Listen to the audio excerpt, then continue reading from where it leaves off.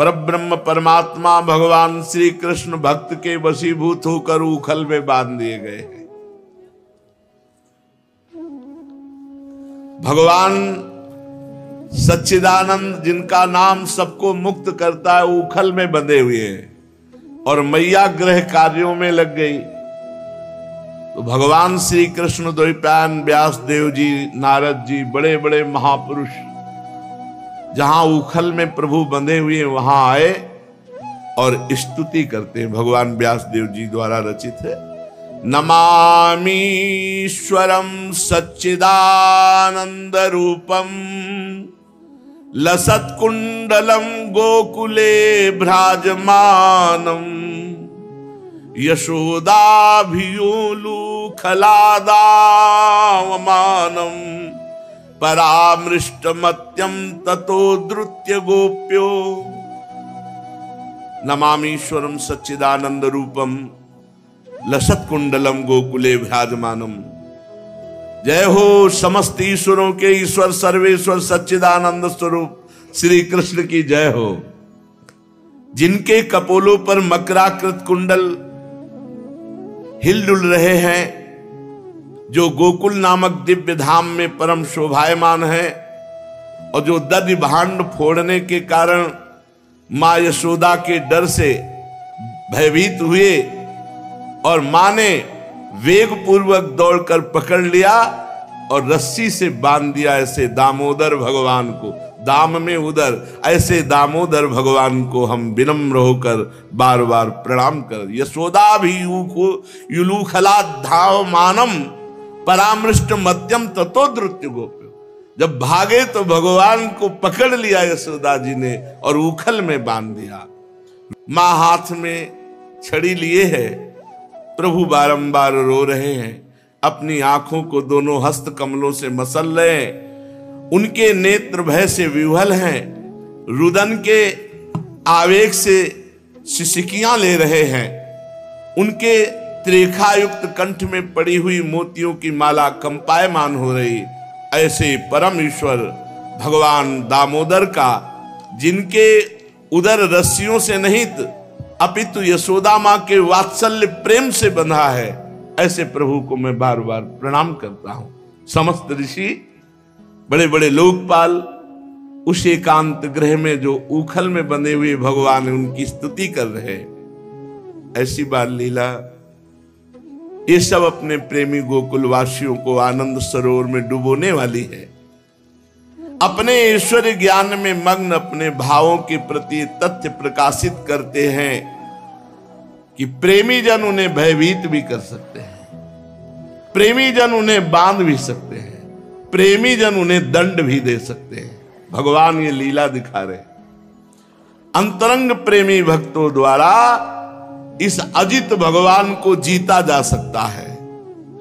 हे भगवान दामोदर, मैं कोटि कोटि आपको प्रणाम करता हूं। हे प्रभु, यद्यपि आप हर प्रकार के वर देने में समर्थ हैं, तथापि मैं आपसे ना तो मोक्ष चाहता हूं, ना वैकुंठ का सुख चाहता हूं प्रभु, और न नवधा भक्ति द्वारा कोई अन्य वरदान चाहता हूं।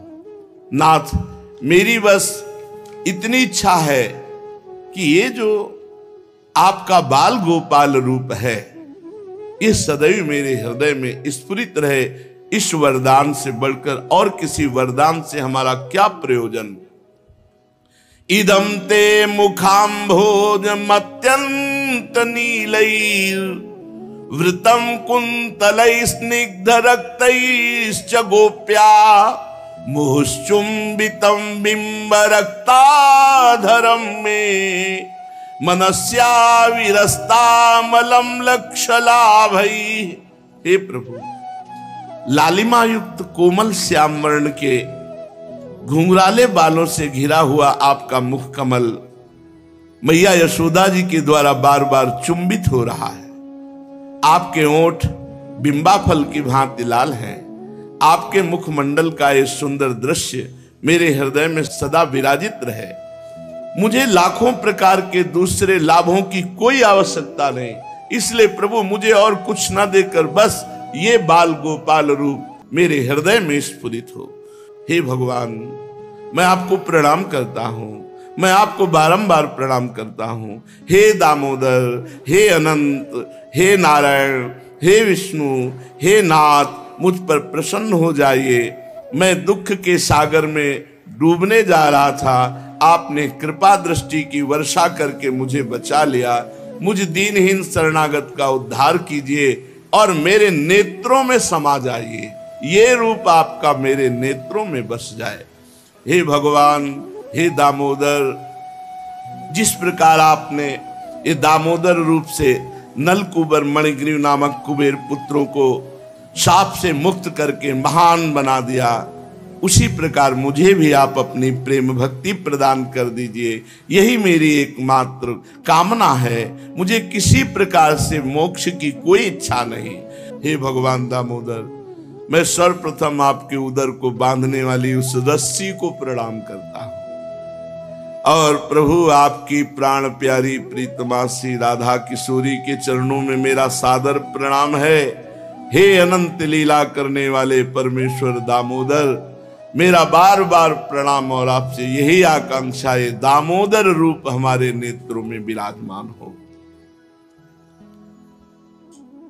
परीक्षित जी ने पूछा, कथ्यताम भगवन ने तत्तयोः शापस्य कारणम यत्तद् विगर्हितम कर्म येन वा देवर्षि स्तमः। भगवान, देव ऋषि नारद जी तो काम क्रोध लोभ मोह मद विजयी हैं, फिर उनको क्रोध आ गया और नलकूबर मणिग्रीव को शाप दे दिया। ऐसा क्या कि देवर्षि नारद परम शांत, उनको क्रोध आ गया? श्री सुखदेव जी ने कहा, परीक्षित, नलकूबर और मणिग्रीव ये दोनों भगवान धनाध्यक्ष कुबेर जी के लाडले हैं, लड़के हैं, और दूसरे भगवान शंकर के अनुचरों में इनकी गिनती है, इसलिए इनका घमंड बढ़ गया था। ये बड़ी बात है। भगवान शंकर के अनुचर कुबेर के पुत्र, तो इनका घमंड बढ़ गया। इसलिए महापुरुषों का संग जब तक नहीं किया जाएगा तब तक अहंकार बढ़ जाता है। महापुरुषों के संग से ही अहंकार का दमन होता है। एक दिन दोनों ये मंदाकिनी गंगा जो कैलाश के समीप, ये मदिरा पी करके, बड़ा निषिद्ध कार्य है, कुबेर के लाडले लड़के मदिरा पी करके और फिर गंगा का अवगाहन। एक इतने नशे में थे कि खूब आंखें घूम रही थी, सुंदरी अप्सराएं, और ये निर्वस्त्र जल में ऐसे। धन का बड़ा घमंड होता है, उस घमंड में बड़े बड़े अपराध बन जाते हैं। अप्सराओं के साथ निर्वस्त्र गंगा जी में ऐसे संयोगवशात भगवान के परम प्रेमी सर्वसमर्थ देवर्षि नारद जी वहां से निकल पड़े। महादेव जी के दर्शन करके वापस जा देखा गंगा जी में और इतने ये सब निर्वस्त्र और ऐसे विलास। आग लग गई परम पवित्र गंगा जी में, इनको कैसे। अप्सराएं तो भयभीत होकर, लज्जा से युक्त होकर तत्काल वस्त्र धारण किया और जाकर देवर्षि नारद जी को प्रणाम किया। लेकिन ये दोनों ऐसे ही खड़े रहे, बहुत नशा किए हुए, उन्मत्त एकदम। नारद जी ने देखा कि देवताओं के पुत्र होकर, श्रीमत से अंधे होकर, मदिरा पान करके गंगा में, इनको दंड मिलना चाहिए। दंड क्या? अनुग्रह। अनुग्रह माने कृपा। मुनिन का क्रोधो मुक्ति दातार। संत जिस पर गुस्सा कर दिए हो उसका मंगल ना हुआ वैसा है। जिस पर संत कृपा कर दे, क्रोधई करके, मुनिन का क्रोधो मुक्ति दातार। आज तक ऐसा कोई उदाहरण नहीं मिला कि जिस पर मुनियों ने, संतों ने, ऋषियों ने कृपा की हो और उसका मंगल न हुआ हो। कृपा यही क्रोध रूप की। लोमस जी ने गुस्सा किया काकभूषुंड जी पर, बार बार प्रश्न उत्तर बार बार काट दे रहे थे, तो उत्तर प्रति उत्तर के दिए, उपजय क्रोध ज्ञानिन के हिए, तो साप दे जा, बार बार बीच में बात काट देता, चांडाल पक्षी हो जा। तो तुरंत हो गए, तुरंत कौआ बन गए, प्रणाम किया, राम राम राम। देखा इसकी भक्ति तो सच्ची है। तो लौटा और वरदान की ऐसी झड़ी लगा दी, जहां तुम रहोगे योजन भर माया का प्रवेश नहीं होगा, तुम्हारी निरंतर भगवदाकार वृत्ति रहेगी। भगवान तुम पर विशेष कृपा है, झड़ी लगा दी वरदानों की। मुनिन का क्रोध हो मुक्तिदाता। नारद जी ने देखा है डंग धड़ंग मदिरा पान की हुई ऐसे खड़े, इनको दंड मिलना चाहिए, इनका श्रीमद नशा उतरना चाहिए। अहंकार है, कुबेर के पुत्र है, कुबेर के पुत्र, धनाध्यक्ष त्रिभुवन के। नारद जी ने कहा जो लोग अपने प्रिय विषयों का सेवन करते हैं, उनकी बुद्धि को सबसे बढ़कर नष्ट करने वाला यह धन संपत्ति का अहंकार है। इसमें हिंसा, रजोगुणी कर्म, कुलीनता आदि का अभिमान, ये सब बुद्धि भ्रंशक हैं। पर सबसे ज्यादा ये धन का अहंकार, क्योंकि इसमें स्त्री सहवास, जुआ और मदिरा और मांस ये जुड़ जाता है। जिसके अधिक रुपया बढ़ेगा, भजन कर रहा हो, संतों का संग कर रहा हो, तो भले बुद्धि शुद्ध रहे। नहीं, ये दोष देवर्षि नारद जी कह रहे हैं, पर स्त्री गमन, जुआ, मदिरा, मांस खाना ये आ जाएगा, रुपया है ना। हन्यन्ते पशवो यत्र निर्दयी रजितात्म भी मन्यमानैरिमं देह मजरात मृत्यु नश्वरम। ये धनाभिमानी लोग बेचारे पशुओं को क्रूरता पूर्वक मारते हैं और पकाकर खाते हैं, अपने शरीर को अजर अमर जानते हैं, ये सब नरक जाएंगे। होश में हो जाओ। रुपए का अहंकार करके मुर्गा बकरा या जो सब जीव जंतुओं का भक्षण करते हो, राक्षस नहीं हो, मनुष्य हो, दुर्गति हो जाएगी। अभी देख लो, कुछ दिन कर्म है, बोलो, बीज बोलो, जब इसका फल आएगा तब तुम और तुम्हारे पुरखा सब पानी पा जाएंगे अच्छे से।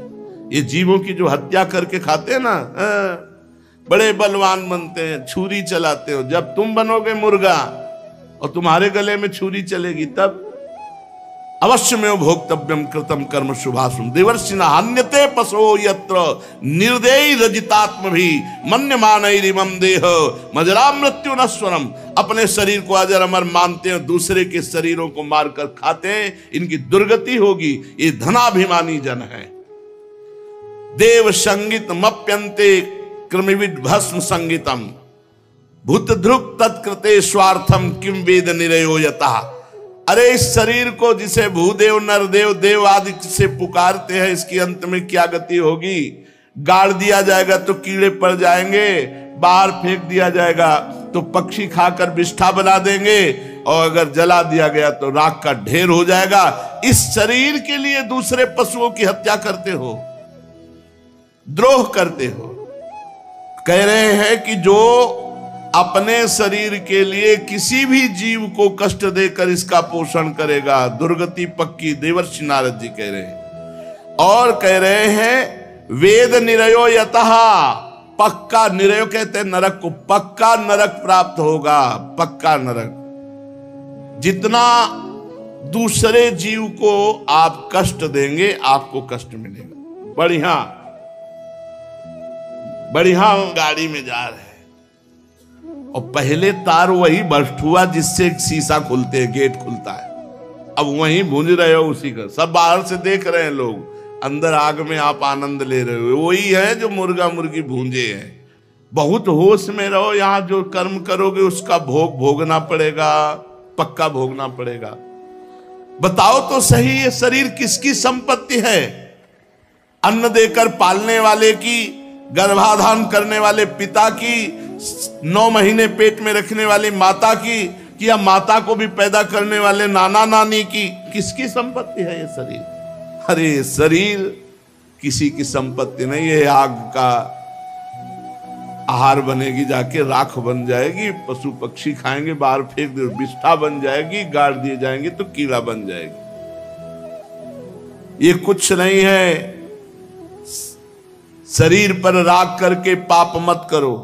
ये शरीर एक साधारण वस्तु प्रकृति से पैदा होती है, प्रकृति में समा जाती है। अरे मूर्खो, ये पशुवत बुद्धि छोड़ो। दूसरों का मांस खाना, शराब पीना, व्यभिचार करना, ये तुम्हें नष्ट कर देगा। जो बुद्धिमान पुरुष है वो कभी किसी दूसरे को कष्ट नहीं पहुंचाता। दूसरों को दुख देने से बढ़कर पाप नहीं, ध्यान रखना। अगर दूसरों किसी भी जीव को कष्ट देते हो, कैसा कैसा स्वभाव बन गया है। जीव वो तड़प रहा है, जिंदा उसके पैर बांधे, उसमें जैसे एक लोहे का पोला ऐसे पैर, और नीचे से आग लगा, वो धीरे धीरे जल करके मर रहा। ऐसे धीरे धीरे आराम से गाड़ी में जलोगे प्यारे। और जैसे नहीं खच खच काट दिए, अब जा रही आगे लदी हुई सरिया का ट्रक, समझे, गाड़ी आपकी इधर पीछे से ट्रक का बिल्कुल खच खच, सब व्यवस्था भगवान के पास है। अवश्य में वो भोक्तव्यम कृतम कर्म शुभाशुभम। आज हम सीधे साधे दिखाई दे रहे, कल पाप किया तो उसका फल भोगना पड़ेगा। जो पुरानी खेती है उसका खाना पड़ेगा तुमको। इसलिए बहुत सावधान। देवर्षि नारद जी कह रहे, जो इस शरीर को अपना आत्मा मानकर दूसरों को कष्ट पहुंचाएगा, उसके प्राण लेगा, उसको महान दुर्गति भोगनी पड़ेगी। ये धन के अहंकार से युक्त हो चुके हैं, इनको दरिद्रता का अंजन लगाना पड़ेगा। क्योंकि दरिद्र प्राणी कभी किसी दूसरे को कष्ट नहीं पहुंचाता। जिसके शरीर में एक कांटा गड़ जाता है, वो कांटा की पीड़ा को जानता है, फिर वो दूसरे प्राणी को क्यों कष्ट देगा। एक कांटा गाड़ के छोड़ो, देखो कैसा लगता है, कैसे जीवों का। राधा राधा राधा। किसी भी प्राणी को कष्ट देना ये मनुष्य का कर्तव्य नहीं है। जो दूसरों को कष्ट देगा उसे कई गुना बढ़कर के कष्ट मिलेगा। जैसे जैसे तुम बर्ताव करते हो वैसे ही तुम्हें भोगना पड़ेगा, वैसे ही भोगना पड़ेगा। दरिद्र में अहंकार नहीं होता, हेकड़ी नहीं होती। दरिद्र आदमी सब अहंकारों से बच जाता है। और अगर कहीं उसे संत समागम मिल गया तो बहुत बढ़िया तपस्या आदि करके, भजन करके भगवत प्राप्ति हो जाती है। ये जो अहंकारी लोग हैं बहुत पाप करते हैं, बहुत पाप। ये दिन भर पाप ही सोचा करते, क्योंकि इनको मौज चाहिए ना, तो पाप ही सोचते रहते हैं। जिन महात्माओं का चित्त सबके लिए उदारता पूर्वक है, वो ज्यादातर दैन्य को ही कृपा करते। दैन्य, जो दैन्य अहंकारिक नहीं। इसलिए भगवत रसिक जी ने लिखा है कि सबसे हमारी मित्रता, सबके चरणों में हम झुक रहे हैं, लेकिन इस देहाभिमानी जो अहंकारी, इनसे बहुत दूरी। जो धनाभिमानी, इनसे बहुत दूरी। भूत भविष्य लोक में भये हुए हरि प्यारे, 300 व्यवहार हमारो अभिमानिन ते न्यारे। ये धनी पुरुषों की चाटुकारिता नहीं करनी चाहिए। नहीं, भूत भविष्य लोक में जो भय हरि प्यारे, सबके हम दास हैं, सबकी सेवा, लेकिन धनाभिमानियों की नहीं, धनाभिमानियों से नहीं। अगर आप हमारे सामने 10 रुपए रखते हो तो मैं जानता हूं श्री जी ने भेजा है। हम आपको नहीं जानते, दोबारा मिलोगे तुम राधे श्याम तुमसे नहीं करेंगे। एक बार एक अपने प्रियजन को बताया था, ये जिंदगी भर रबड़ी खवाओ, लेकिन हम यही जानते विश्वम्बर भगवान के द्वारा आप भेजे गए हैं, इसलिए ऐसा हम आपका एहसान कभी नहीं मानेंगे। और यहाँ कई बार कह चुके हैं कि जिसको लगता हो राधा केल कुंज हमसे चलते, तुम्हें कसम भगवान की यहाँ चवन्नी मत चढ़ाना। यहाँ भगवान से ही चलता है, भगवान के ही आश्रित है। और एक भी धनी ऐसा नहीं है, एक भी ऐसा। असत कर्म के द्वारा कमाई करने वाले धनियों के दान से बचो। चैन से नमक रोटी खा के राधा राधा बोलने की भावना रखो। रबड़ी रसगुल्ला खाओगे तो माथे से निकलेगा पक्का, वो उसके ईंट मारेगा, वो उसके डंडा मारेगा। ये है, हम प्रत्यक्ष की देखी हुई बात कह रहे। तो नारद जी कह रहे दुर्गुणों के खजाना, दुराचारियों की जीविका चलाने वाले, धन के अभिमानियों को दूर से इनकी उपेक्षा करो। इनको लगे कि सर्वत्र रुपए का जूता मारकर झुका लेते हैं, लेकिन एक स्थान है साधु महात्माओं का, जहां नहीं चलता। ए उठा, हमें नहीं जरूरत है, जा। सामने तो गुरुदेव भगवान के ऐसे कोई कर नहीं सकता। वो दर्शन करने गए थे, हम भी दर्शन करने गए थे, लौट के आए, सिलेंडर, चूल्हा, कुकर, कितनी चीजें ऐसे, सब पूरी व्यवस्था। क्योंकि गुरुदेव भगवान आज भी अपनी श्री जी का भोग अपने कर कमल से, गाय के गोबर के कंडे और लकड़ी से आज भी बनाते हैं, अपने कर कमल से। अस्वस्थ होंगे तो उपवास कर लेंगे, रोटी नहीं पाएंगे, स्वस्थ होंगे तो अपने कर कमल से बना के भोग लगाया फिर पाए। जो हमारे दो का किसने रखा, हमें नहीं महाराज जी पता। सच्ची बोले उठाओ परिक्रमा मार्ग में रखे। सब परिक्रमा मार्ग में रख। थोड़ी देर में देखा इधर उधर वालों ने देखा कि नया सिलेंडर, नया चूल्हा, नया सब। ये है साधु महात्माओं का। हाँ, घर फूक तमाशा देख, यहाँ थोड़ी कितनी कीमती चीज है। बिल्कुल परिक्रमा मार्ग में रखो। कई चीजें ऐसी परिक्रमा मार्ग में गुरु जी। एक भगत शिष्य महाराज जी के बोले वृंदावन में जितने संत सबकी कुटिया में जाकर के सब निरपेक्ष, बिल्कुल निरपेक्ष। सदगुरुदेव भगवान बिल्कुल निरपेक्षता की मूर्ति। जो भगवत प्राप्त महापुरुष के लक्षण हैं वो सारे के सारे सदगुरुदेव भगवान के चरणों में प्रकाशित है। सारे के सारे वो सब जो कि संत महापुरुषों का बाहर भी संग किया गंगा किनारे, पूरे की पूरे। नारद जी कह रहे हैं जब तुम भगवान की शरण में हो, महात्मा हो, भगवत चरणारविंदों का मकरंद रस पीने वाले, इन दुर्गुणों के खजाने, दुराचारी की जीविका चलाने वाले, धन के अभिमानी दुष्टों की फिर चाटुकारिता की क्या आवश्यकता है? इनके पीछे पीछे डोलने की क्या आवश्यकता है? तदहम मत्तयोर माध्या वारुणया श्रीमदांधयो। देखो ना इनको, कुबेर के पुत्र हैं, मदिरा पीकर गंगा में खड़े, और कैसे खड़े? निर्वस्त्र खड़े। तमो मदम हरिष्यामि स्त्रैणयोर अजितात्मनो। आज मैं इंद्रियों के अधीन रहने वाले स्त्री लंपट, आज इनका नशा उतार दूंगा, आज इनको मैं ठीक करूंगा, इनके अहंकार को चूर चूर करूंगा। देखो तो सही, यदिमौ लोकपालस्य पुत्रो भूत्वा तमाप्लुतौ। परम पवित्र भगवान कुबेर के पुत्रों का मदिरा पान करते हैं, अप्सराओं के साथ वस्त्रहीन होकर गंगा में खेल करते हैं, नंग धड़ंग, ना विवास समात्मानम, एक भी वस्त्र शरीर में नहीं, विजानीता सुदुर्मदौ। ये बिल्कुल दुष्टता को प्राप्त हो गए। जाओ मैं साप देता हूं, वृक्ष योनि को प्राप्त हो जाओ। वृक्ष योनि हो जाने पर जब सर्दी, गर्मी, धूप, बरसात सब सहोगे ना, तब तुम्हें पता चलेगा। देवताओं के 100 वर्ष, देवताओं के 100 वर्ष, अब तो उनका नशा उतर गया। भागे देवर्षि नारद जी के चरणों में गिरे, कहा प्रभु मेरा उद्धार भी तो बता दो कैसे होगा, हे नाथ दया करो। बहुत चरणों में गिड़गिड़ाए। संतों का हृदय बहुत करुणा में होता है। ठीक है, देवताओं के 100 वर्ष व्यतीत हो जाने पर भगवान श्री कृष्ण चंद्रजू का प्रादुर्भाव होगा, और जब भगवान श्री कृष्ण चंद्रजू तुम्हारा स्पर्श करेंगे तब तुम पुनः अपने स्वरूप में आओगे। देवर्षि नारद इस प्रकार कह करके वहां से नारायण नारायण नारायण वीणा में भगवान नाम ध्वनि करते हुए भगवान नर नारायण के आश्रम चले गए। नलकूबर मणिगिर तुरंत वृक्ष हो गए, पर कहां हुए?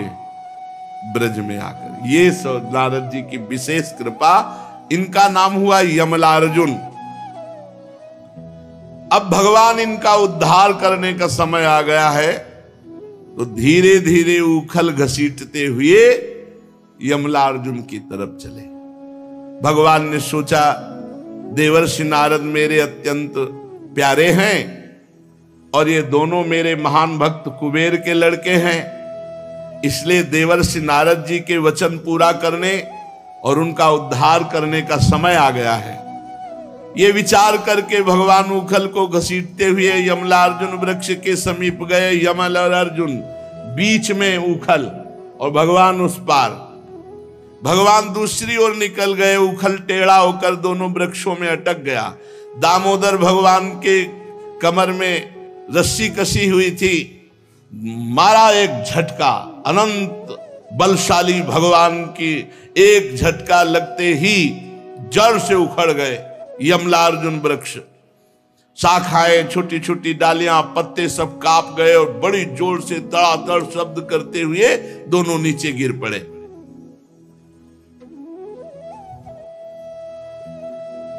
भगवान अपनी कृपा दृष्टि से भी तो मुक्त कर सकते थे, पर वृक्षों के पास जाकर जो भगवान ने उखल अड़ा करके ये कृपा विशेष की, क्या उनका स्पर्श पड़ा। भगवान कृपा दृष्टि से भी मुक्त कर सकते थे, संकल्प से भी मुक्त कर सकते। भगवान उनको स्पर्श प्रदान किया, भगवान श्री कृष्ण का स्पर्श प्राप्त हुआ। वृक्षों के तड़ातड़ शब्द से पूरा ब्रजमंडल कांप गया और दो तेजस्वी पुरुष प्रकट हुए। सारा पाप नष्ट हो चुका था, उनके तेज से दिशाएं दमक उठी। संपूर्ण लोकों के स्वामी भगवान श्री कृष्ण के चरणों में साष्टांग लौट गए और हाथ जोड़ करके दोनों स्तुति करने लगे।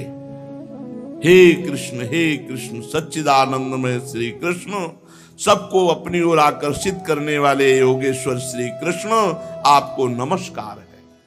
आप प्रकृति से अतीत स्वयं पुरुषोत्तम हैं। वेदज्ञ ब्राह्मण ये बात जानते हैं कि ये व्यक्त और अव्यक्त संपूर्ण जगत हे श्री कृष्ण आपका ही रूप है। आप ही समस्त प्राणियों के शरीर बने हैं, प्राण बने हैं, अंतःकरण बने हैं, इंद्रिया बने हैं और इनके स्वामी भी आप ही हैं। आप ही सर्वशक्तिमान काल, सर्वव्यापक एवं अविनाशी ईश्वर, आप ही महातत्व, वह प्रकृति हैं जो अत्यंत सूक्ष्म एवं सतोगुण रजोगुण तमोगुण रूपा है। आप ही समस्त प्रकृति के गुणों और विकारों के द्वारा आप पकड़ में नहीं आ सकते। स्थूल और सूक्ष्म शरीर के आवरण से ढका हुआ ऐसा कौन सा पुरुष है जो आपको जान सके, क्योंकि आप तो उन शरीरों के पहले भी एक रस विद्यमान थे।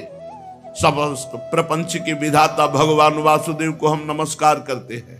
प्रभु, आपके द्वारा प्रकाशित होने वाले गुणों से ही आपने अपनी महिमा छिपा रखी है। हे परब्रह्म स्वरूप श्री कृष्ण, हम आपको नमस्कार करते हैं। आप प्रकट शरीर से रहित, फिर भी जब आप ऐसे पराक्रम प्रकट करते हैं जो साधारण शरीरधारियों के लिए शक्य नहीं है और जिनसे बढ़कर क्या उनके समान भी कोई नहीं कर सकता, तो पता चल जाता है कि आपका अवतार हो गया है। प्रभु, आप ही समस्त लोगों के अभ्युदय और परम कल्याण के लिए इस समय अपनी संपूर्ण शक्तियों से अवतार धारण किए हुए हैं। आप समस्त अभिलाषाओं को पूर्ण करने वाले परम कल्याण साध्य स्वरूप आपको नमस्कार, परम मंगल साधन स्वरूप आपको नमस्कार, परम शांत सबके हृदय में विहार करने वाले यदुवंश शिरोमणि आपको नमस्कार है। श्री कृष्ण प्रभु, हम आपके दासानुदास हैं, आज ये स्वीकार कीजिए। अगर देवर्षि नारद जी ने हम पर कृपा न की होती तो हम जैसे अपराधियों को आपका कभी स्पर्श और दर्शन प्राप्त ही नहीं होता। प्रभु, हमारी वाणी ये बहुत जोर की बात। क्या मांगा? स्तुति करते करते अमलार्जुन ने क्या मांगा? पहली बात, भूमस्तवानुचर किंकरौ, आपके दासों का मैं दास बनूं। और दूसरी बात, वाणी गुणानुकथने श्रवणौ कथायाम हस्तौ च कर्मसु मनस तव पादयोर्नः स्मृत्याम शिरस्तव निवास जगत प्रणामे दृष्टि सताम दर्शनेस्तु भवत्तनूनाम। ये सबके जीवन में आ जाए तो महामंगल हो जाए। भगवान के दासों का दासत्व और वाणी सदैव आपके मंगलमय गुणों का वर्णन करती रहे, हमारे कान आपकी रसमयी कथा सुनते रहे, हमारे हाथ आपकी सेवा में रहे और मन आपके चरण कमलों की स्मृति में रम जाए। प्रभु, ये संपूर्ण जगत आपका निवास स्थान है। शिरस्तवो निवास जगत प्रणामे। सारा जगत आपका स्वरूप है, इसलिए हम पूरे जगत के जनों को प्रणाम करते। जैसे गोस्वामी जी कह रहे, सिय राम में सब जग जानी, करो प्रणाम जोरी जुग पानी। प्रभु, सताम दर्शनेस्तु भवत्तनु नाम, ये संत आपका साक्षात स्वरूप है। राम जी सबरी जी से सातवीं भक्ति कह रहे, सातो सम मोहिमय जग देखा और मोते अधिक संत कर लेखा। और यहां कह रहे हैं कि ये संपूर्ण जगत आपका स्वरूप है। शिरस्तव निवास जगत प्रणामे, संपूर्ण जगत को आपका स्वरूप मानकर प्रणाम करते, पर आपका साक्षात स्वरूप तो भगवान से कह रहे कि संत जन है, प्रत्यक्ष आपका साक्षात स्वरूप है। इसलिए ऐसी कृपा करो कि हम अपने नेत्रों से संतों के दर्शन करते रहें। वाणी गुणानुकथने श्रवणौ कथायाम हस्तौ च कर्मसु मनस्तो पादयोर नः स्मृत्याम। और शिरस्तव निवास जगत प्रणामे दृष्टि सताम दर्शनेस्तु भवत्तनु नाम। आपके जो साक्षात शरीर है संत जन, दृष्टि से उनका दर्शन करो। सौंदर्य माधुर्य निधि गोकुलेश्वर भगवान श्री कृष्ण की जब इस प्रकार नलकूबर मणिग्रीव ने स्तुति की तो रस्सी में बंधे बंधे उखल में हंसते हुए भगवान बोले, तुम लोग धन के अहंकार से अंधे हो गए थे। मैं पहले जानता था। सही पूछो तो ये कृपा भगवान ने ही की, देवर्षि नारद जी को भेजकर। कह रहे, मैं जानता था कि तुम अहंकार से युक्त हो गए हो। और सुनो, राम कर सहज स्वभाव जन अभिमान। भगवान को अभिमान अच्छा नहीं लगता, और कहीं उनके जनों में हो तब तो फौरन ऑपरेशन शुरू हो जाएगा। तो डॉक्टर भेजा, देवर्षि नारद जी को ऑपरेशन कर दिया। परम कारुणिक देवर्षि नारद ने साप दे करके तुम पर बड़ी कृपा की। देखो, संतों का साप भी कृपा होता है। जिनकी बुद्धि समदर्शिनी है, हृदय पूर्ण रूप से मेरे प्रति समर्पित है, उन संतों का दर्शन हो जाए तो इस जीव का निश्चित उद्धार होगा। महत्संगस्तु दुर्लभो अगम्यो अमोघश्च। जैसे सूर्योदय होने के पहले ही अंधकार नष्ट हो जाता है, ऐसे ही संत दर्शन जहां हुए तो अज्ञान अंधकार नष्ट हुआ, भगवत साक्षात्कार हो गया। इसलिए नलकूबर मणिग्रीव, तुम लोग मेरे परायण होकर अपने अपने स्थान को जाओ। अब तुम लोगों को हमारा दर्शन हो गया है, अब तुम संसार चक्र में नहीं पड़ोगे। मेरी अनन्य भक्ति तुम्हारे हृदय में जागृत हो जाएगी। जब भगवान इस प्रकार उन दोनों को कहा, उन दोनों ने भगवान की 4 परिक्रमा की और बार बार प्रणाम किया और अंतर्धान हो गए। ऊखल में बंधे हुए सर्वज्ञ भगवान, पूरा ब्रज में वो शब्द गया था, तड़तड़ाहट क्या वृक्ष का, भागे सब उस आवाज की तरफ। और जब ये पता चला मैया को कि ऊखल सहित लाला नहीं है घर में, अरे तो पूछो, भारी व्याकुलता। हाय, मैंने ऐसा क्यों किया, क्यों उसे बांध दिया। वो तो उखल में बांधा था, कहीं जाएगा नहीं, उखल सहित ले गया। अब तो और मैया व्याकुल। बाबा दौड़ करके सब ब्रजवासी वहां गए। ऐसा लगा कि जैसे बिजली गिर गई हो। सबके सब भयभीत होकर उधर गए तो देखा विशाल वृक्ष, बहुत समय से, अब देवताओं के 100 दिव्य वर्ष से वो खड़े थे, तो कितने बड़े होंगे। यमलार्जुन के वृक्ष जड़ से उखड़े पड़े थे। वहां पहुंचने पर अर्जुन वृक्ष गिरे हुए, उनके बीच में उखल में बंधे हुए श्री कृष्ण, और स्पष्ट कारण दिखाई दे रहा, दोनों उखल के किनारे फंसे हुए हैं वृक्ष में। और बीच में श्री कृष्ण। लेकिन कोई सोच भी नहीं सकता है कि श्री कृष्ण ने वृक्षों को उखाड़ा है। ये सब सोच रहे कि ऐसी घटना कैसे हुई, ना तूफान चला ना आंधी चली, और ये दोनों वृक्ष कैसे जड़ से उखड़ गए। तो वहां जब उखल घसीट के ला रहे थे तो कुछ बालक देख रहे थे, पूरी लीला देखी। बालकों ने कहा, बाबा हम बताएं, ये जो दोनों वृक्ष गिरे कन्हैया ने गिराया है, ये कन्हैया का काम है। दोनों वृक्षों के बीच में इसने उखल फंसाया, और जब उखल फंस गया तो ऐसा झटका मारा कि दोनों वृक्ष उखड़ गए। और हमने इन दो वृक्षों में से दो दिव्य पुरुष निकलते हुए देखे जो बहुत चमक रहे थे। और बाबा वो बार बार इनकी दंडवत कर रहे थे, प्रार्थना कर रहे थे, कह रहे थे भगवान भगवान, ऐसा कह रहे थे। चल गोप बाल को, इतना छोटा कन्हैया इतने बड़े बड़े वृक्ष उखाड़ देगा?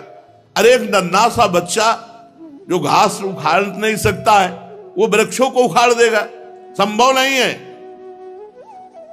पर कुछ वयोवृद्धों ने कहा, बाबा पूतना की छाती में यही था, छकड़ा में लात इसी ने मारा था, बालकों ने भी बताया था, आप माने नहीं। हो सकता है श्री कृष्ण में ऐसी कोई यौगिक सिद्धि हो जिससे ऐसा किया हो। अरे नंद बाबा